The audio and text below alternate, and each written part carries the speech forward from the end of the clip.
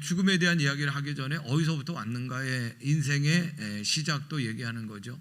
인생의 시작은 어디에서 왔는가? 하나님께로부터 온 거예요. 하나님께서 지음받은 우리들의 인생인 줄로 믿습니다.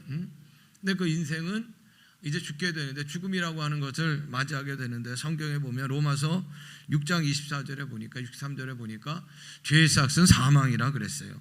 사망은 죽음이죠. 그 죽음은 왜 하느냐? 죄의 값, 죄의 결과가 사망이라는 거예요.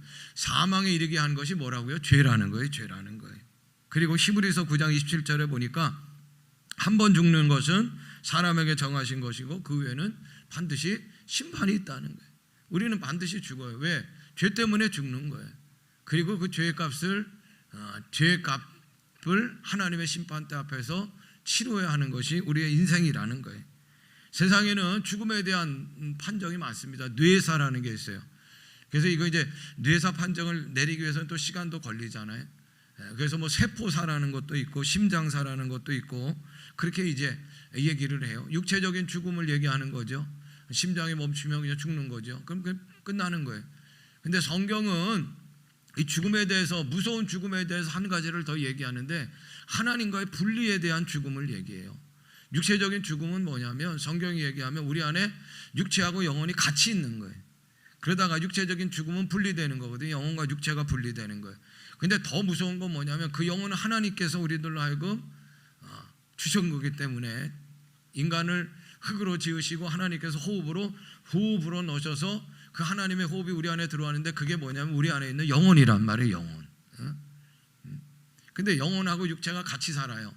그래서 육체적인 죽음은 뭐냐면 영혼하고 육체가 분리되는 거예요. 흙은 그래서 어디로 갑니까? 분리됐기 때문에 육체는 어디로 가느냐? 흙으로 가는 거잖아요. 흙으로 지음받아서. 그렇다고 하면 영혼은 하나님께서 호흡으로 넣으셨기 때문에 하나님으로부터 가야 되는데, 그런데 문제가 뭐냐면 죄의 문제를 해결하지 못한 영혼은 하나님께로 가질 못하는 거예요. 그래서 그게 하나님과의 분리예요. 이게 더 무서운 죽음인데 그게 영적 죽음이라, 영적 사망이라. 그걸 뭐라고 하냐면 멸망이라. 멸망이라. 하나님께서 인간을 지으셨어요. 그래서 그 하나님의 형상대로 지으심을 받았는데 그 중요한 게 뭐냐면 하나님의 호흡이 우리 안에 있는 거예요. 그게 연결하는 끈이에요. 하나님과 우리의 관계를 연결하는 끈이에요. 그게 뭐라고요? 우리 안에 있는 하나님의 호흡인 영혼이라는 거예요. 영혼. 그리고 하나님께서 에덴 동산에서 최초 인간들에게 하나님과 인간의, 그러니까 창조주와 피조물의 관계 설정을 하셨어요. 그게 뭐냐면 창세기 2장 17절에 나와 있는, 다른 건 다 먹어도 돼, 마음대로 해도 되지만 그러나 그 동산 중앙에 있는 선과 악을 알게 하는 나무만큼은 건드리면 안 된다. 그걸 먹으면 안 된다. 창조주와 피조물의, 나는 창조주고 너희는 피조물이라고 하는 관계 설정을 하시기 위하여, 그래서 보이는 선악을 알게 하는 나무를 따먹지 못하도록 하셨단 말이에요. 근데 문제는 뭐냐면 인간이 하나님께서 만들어 놓으신 관계 설정을 인간이 일방적으로 깨고 들어가는 거예요. 선악과를 그만 따먹고 마는 거죠. 하나님과의 관계 설정이 깨졌어요. 이것을 성경은 뭐라고 얘기하냐면 로마서 4장 12절이에요. 로마서 4장 12절 앞에 있습니다. 같이 읽어요. 시작.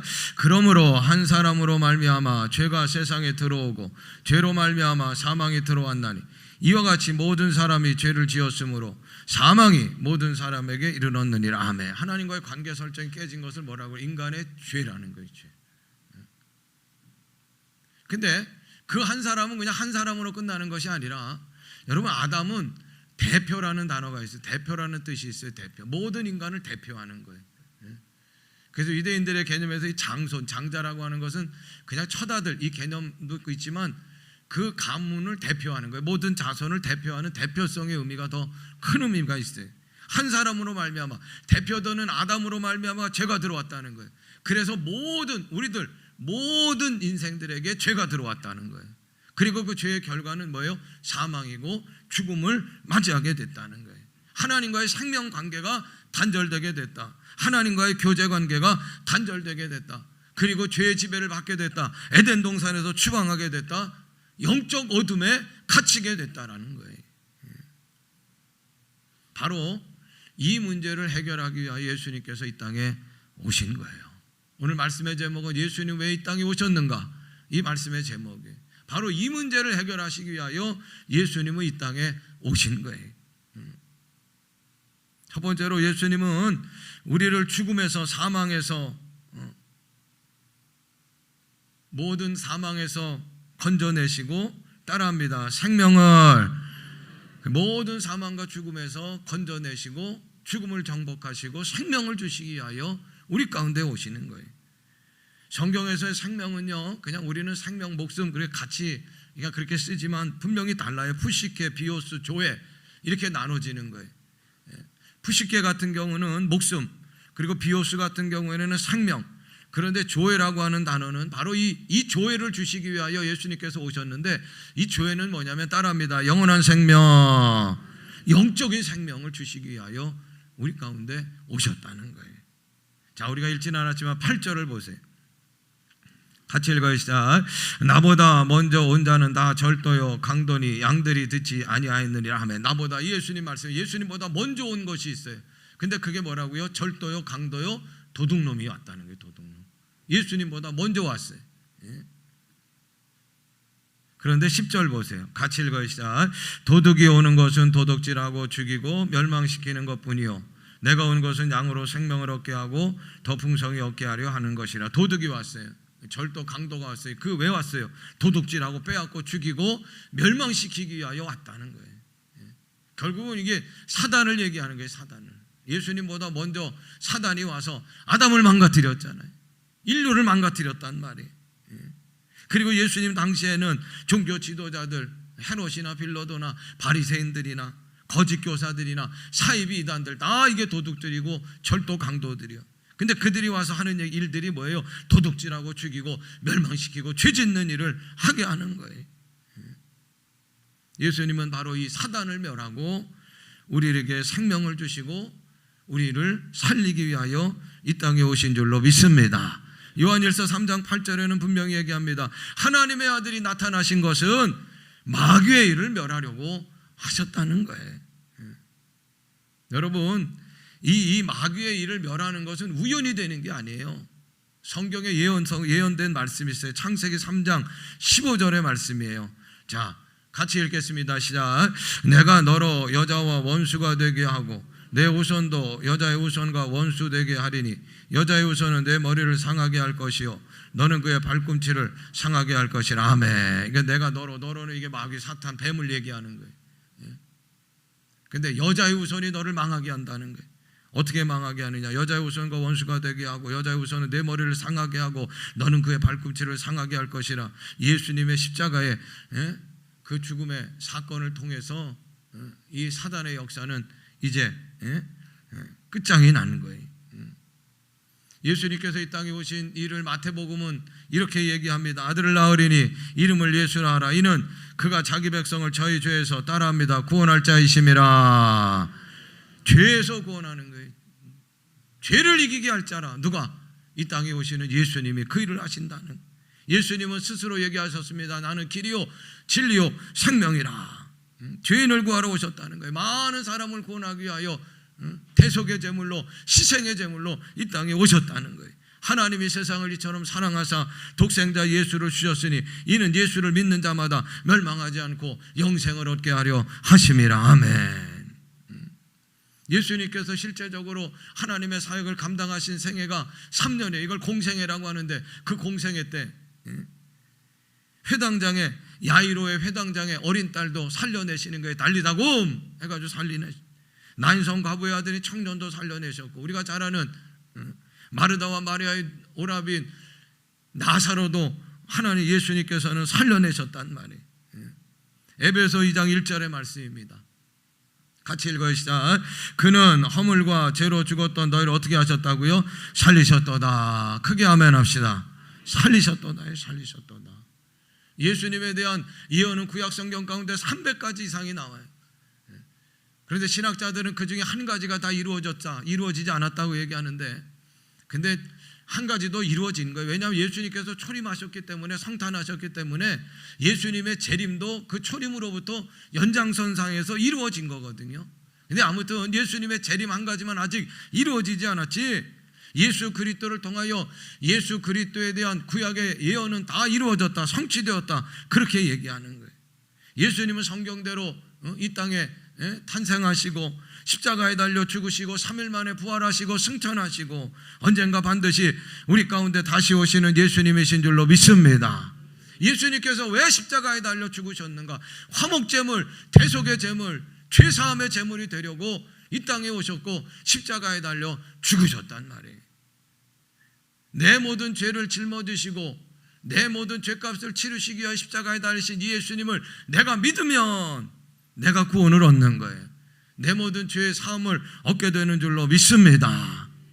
사도행전 16장 31절 같이 읽습니다.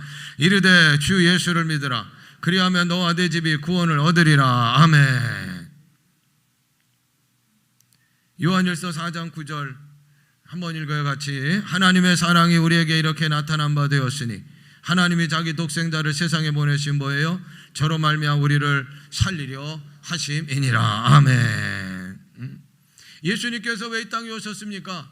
우리를 구원하시려고, 죄에서 우리를 구원하시려고, 생명을 주시려고 이 땅에 오신 예수님이신 줄로 믿습니다. 그리고 두 번째로 예수님이 오신 이유는 10절이에요. 같이 읽겠습니다. 시작. 도둑이 오는 것은 도둑질하고 죽이고 멸망시키는 것뿐이요 내가 온 것은 양으로 생명을 얻게 하고 더 풍성히 얻게 하려는 것이니라. 아멘. 9절도 보세요. 같이 읽어요. 내가 문이니 누구든지 나로 말미암아 들어가면 구원을 받고 또는 들어가며 나오며 꼴을 얻으리라. 아멘. 구원을 받게 하시려고 오셨어요. 그것뿐만 아니에요. 꼴을 주시려고 오셨단 말이에요. 좋은 꼴을 얻어. 이 땅에서 잘 살기 위하여, 이 땅에서 행복하게 살게 하기 위하여 더 풍성히 얻게 하시려고 예수님은 우리 가운데 오시는 거예요. 그냥 살리셔서 중환자실에 누워서 그냥 산소호흡기만 껴가지고 살리게 하시려고 오신 게 아니란 말이에요. 하나님은 거기에 만족하시는 분이 아니. 구원을 받았는데 살아났는데 날마다 근심하고 걱정의 노예로 중환자실에서 호흡을 하며 그렇게 살기를 하나님 원하지 않으셔요. 여러분들이 구원을 받았는데 날마다 불평하고 불명하며 중환자실에서 호흡 끼고 후 하듯이 그렇게 살기를 원하지 않으셔요. 절망하고 무기력하게 살기를 하나님 원하시지 않아요. 사랑하는 여러분, 예수님께서는 우리를 구원하셨어요. 우리 안에 예수님이 계셔. 할렐루야. 우리 안에 예수님이 계시면, 우리 안에 예수님이 계시면 하나님께서 우리를 보실 때 어떻게 보신다고요? 너는 내 아들이고 내 딸이요. 할렐루야. 옆에 계신 분들하고 인사하세요.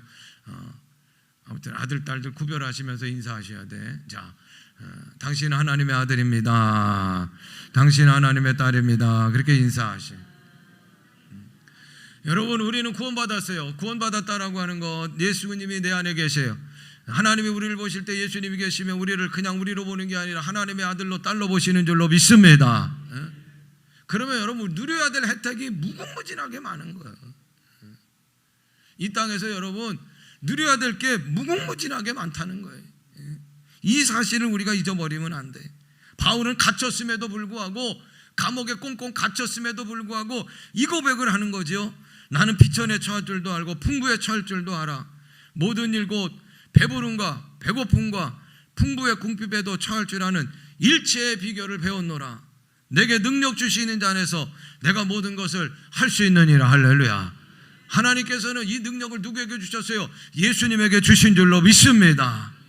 내게 능력 주시는 자 안에서 내가 모든 것을 할 수 있는 능력은 하나님께서 주신 예수님의 능력이란 말이에요. 이 예수 그리스도의 능력으로 풍요롭게 풍성하게 살아가는 저와 여러분이 되시기를 간절히 원합니다. 근데 문제는 뭐냐? 사단이 이 풍요로움을 누리지 못하도록 방해한단 말이에요. 에덴 동산에도 방해했지만 오늘 우리가 살아가는 이 땅도 예수 그리스도의 능력으로 풍요롭게 풍성하게 살지 못하도록 사단이 공격하고 있어요. 사단이 방해하는 거예요. 뭐로 방해하느냐? 생각으로, 마음으로 방해를 해요. 사울왕을 보세요. 여러분, 사울왕이 이스라엘 일대 왕이 된 거는 그냥 된 게 아니에요. 그 믿음이 좋은 거예요. 효성도 지극했고 하나님 보시기에 깜이다 그랬는데, 문제는 뭐냐? 사단이 하루아침에 그의 생각과 마음을 사로잡아요. 사무엘상 18장 10절입니다. 같이 읽어주시자. 그 이튿날 하나님께서 부르신 악령이 사울에게 힘있게 내리매 그가 집안에 정신없이 떠들어대므로 다윗이 평일과 같이 손으로 수금을 타는데 그때 사울의 손에 창이 있는지라. 다윗은 사울 왕을 위하여 수금 악기를 타고 있는데 그 악령이 그의 마음을 점령해 버렸어요. 그랬더니 사울의 손에는 뭐가 있어요? 다윗을 죽이려고 창을 들고 있는. 다윗도 얼마나 성군입니까? 정말 위대한 왕입니다. 전쟁에 나가면 백전백승했단 말이에요. 근데 어느 날 이 사단이라는 놈이 다윗을 충동하는 거예요.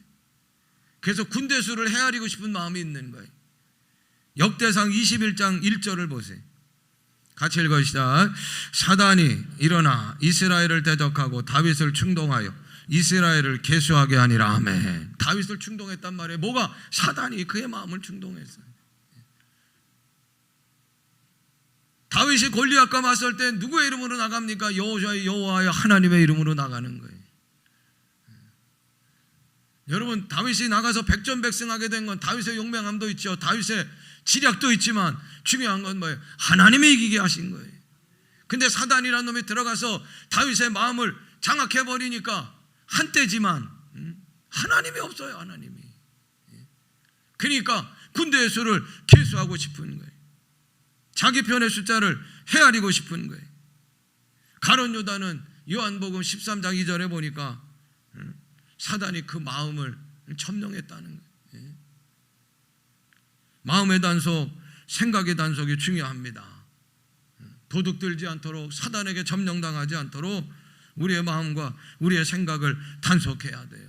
그러므로 우리가 신앙생활하면서 사단이 좋아하는 생각은 하지 말아야 돼요. 죄 짓는 생각, 초라한 생각, 낙심하는 생각, 죽이는 생각, 포기하는 생각, 걱정하는 생각, 끝장났다고 하는 생각들은 다 이게 사단이 주는 거예요. 말씀의 생각, 살리는 생각, 풍성한 생각, 예수 생각, 할렐루야. 잠언서 23장 7절에 보니까 대저 그 마음의 생각이 어떠하면 그 위인도 그러한즉 그랬어요. 여러분, 생각은요 그냥 추상적인 개념이 아니라는 거예요. 생각은 실제적인 거예요. 생각을 어떻게 하느냐 따라서 내 말이 달라지는 거예요. 내 표정이 달라지는 거예요. 내 행동이 달라지는 거예요. 인생이 달라지는 거예요. 걸음걸이가 달라지는 거예요. 직업이 달라지는 거예요. 옷의 맵시가 달라져요. 생각은 인생의 안내자예요. 그래서 생각은 인생의 씨앗이고 삶의 방향을 결정하는 어떻게 보면 강력한 에너지가 생각이라는 거예요. 존 카트만이라고 하는 교수가 이런 얘기를 했어요. 가정을 지키는 것이 부부의 균형 잡힌 생활을 하는 것이 얼마나 어려운 것인가. 그러면서 황금 비율 5:1이라는 얘기를 했어요. 제가 새벽 기도 시간에도 말씀드렸지만 부정적인 말이나 부정적인 생각의 힘이 엄청 크대요. 그 파괴력이 어마어마하다는 거예요. 그게 1이면 긍정적인 말이나 긍정적인 생각 1로 이걸 덮을 수 있는 게 아니라는 거예요. 이 존 카트만이라고 하는 교수가 얘기하는 건 뭐냐면 5:1의 비유는 뭐냐, 부정적인 말, 부정적인 생각이 있으면 이걸 덮어서 조화롭게 하고 부부 생활을 평탄하게 유지하기 위해서 필요한 건 뭐냐, 긍정의 5가지가 필요하다는. 한 가지를 덮으려면 긍정적인 말 5가지, 긍정적인 생각 5가지를 해야 부부 생활이 제대로 유지될 수 있다는 거예요. 생각이 이렇게 중요한 거예요. 여러분, 생각이 중요합니다. 예수님을 기다린 대강절기, 우리는 오직 예수 그리스도의 생각으로 채우시길 바라요. 할렐루야. 내 영혼이 잘된 같이 범사가 잘되고 강건하기를 예수님은 원하고 계시는 거예요. 우리가 생명을 얻되 풍성하게 얻게 되기 위하여 예수님이 오셨단 말이에요. 포로된 자에게 자유를, 눈먼 자에게 다시 보게 함을, 전파하며 눌린 자를 자유롭게 하고, 이를 위해서 예수님이 오신 거예요. 슬픈 마음을 위로하시기 위하여 오셨어요. 삶에서 일어나는 온갖 풍파를 잠재우기 위하여 예수님이 오셨어요. 낭패와 실망을 딛고 일어서게 하기 위하여 예수님이 오셨단 말이에요. 홀로 욕심부리며 고독하게 사는 것이 아니라 성도들과 함께 예수님이 주시는 생명의 풍성함을 경험하며 만끽하도록 오늘도 교회를 도우시기 위하여 예수님이 오신 줄로 믿습니다. 예수님의 생각으로 채우셔야 돼요. 예수님은 병든 생명을 건강한 생명으로 바꿔주시고 슬픔 대신 기쁨을 주시기에 오셨고 무기력함 대신 의욕을 주셔요. 절망 대신 소망을 주셔요. 전쟁 대신 평화를 주셔요. 가난 대신 부유함을 주셔요. 불행 대신 행복을 주셔요. 질투 대신 사랑을 주셔요. 정죄 대신 용서를 주셔요. 갈등 대신 화해를 주셔요. 비난하는 삶 대신 칭찬과 격려의 삶을 살게 하시는 거예요. 예수님이 오신 이유는 이를 풍성하게 하시기 위하여 오셨다는 거예요. 어떻게 해야 이 풍성함을 누리느냐? 요한복음 15장, 포도나무 가지는 포도나무에 붙어 있으면 풍성한 열매를 맺는다 그랬어요. 포도나무는 예수님이, 우리는 풍성한 가지, 예수님 다 붙어 있어야 돼. 우리의 생각을 예수 그리스도의 생각으로 채우시기를 바랍니다. 할렐루야. 풍성은 원어로 얘기하면 펠릭스니, 펠릭슨. 실제로 필요한 이상의 것이다. 기대하거나 예상했던 것을 초월하여 엄청나게 크거나 훨씬 많아져 넘어진 상태를 풍성함에, 이 풍성함을 주시기에 오시는 거예요. 예수님은 우리의 영혼을 구원하시기에 오셨어요. 그것만이 아니, 죄사함을 받고 구원받고 하나님의 아들 딸로 이 땅에서 풍성함을 누리며 살도록, 풍요로움을 누리며 살도록, 만족함을 누리며 살도록, 호령하며 살도록 예수님께서 오신 줄로 믿습니다. 에스겔 34장 14절 15절 말씀이 같이 읽겠습니다. 좋은 꼴을 먹이고 그 우리를 이스라엘 높은 산에 두리니 그것들이 그곳에 있는 좋은 우리에 누워 있으며 이스라엘 산에서 살찐 꽃을 먹이리라. 내가 친히 내 양의 목자가 되어 그것들을 누워 있게 할지라. 주 여호와의 말씀이니라. 아멘. 내가 친히 내 양의 목자가 되신다. 주 여호와의 말씀이니라. 여호와 하나님께서 우리에게 목자가 되시려고 친히 땅에 오시는데 그분이 예수님이셔요. 그분이 오신 날이 성탄절이. 왜 오셨습니까? 좋은 꼴을 주시려고 오시는 거예요. 그냥 보통 꼴이 아니에요. 좋은 꼴, 기름진 꼴, 살찐 꼴을 주시려고, 우리도 울타리도 높은 곳에 쳐서 가장 안전하게 만들어 주시려고 친히 내 양의 목자가 되셔서 예수님이 우리 가운데 오신 줄로 믿습니다. 요한복음 16장 24절 같이 읽습니다. 시작. 지금까지는 너희가 내 힘으로 아무것도 구하지 아니하였으나 구하라. 그리하면 받으리니 너희 기쁨이 충만하리라. 아멘. 크게 아멘 합시다. 네. 여러분, 예수님 그분이 왜 이 땅에 오셨어요? 구원하시려고, 생명을 주시려고. 그리고 그것만이 아닙니다. 이 생명을 통하여 더 풍성함을 누리도록 예수님께서 오셨어요. 이 풍성함의 복을 누릴 수 있는 우리 모두가 되기를 주님의 이름으로 축원합니다.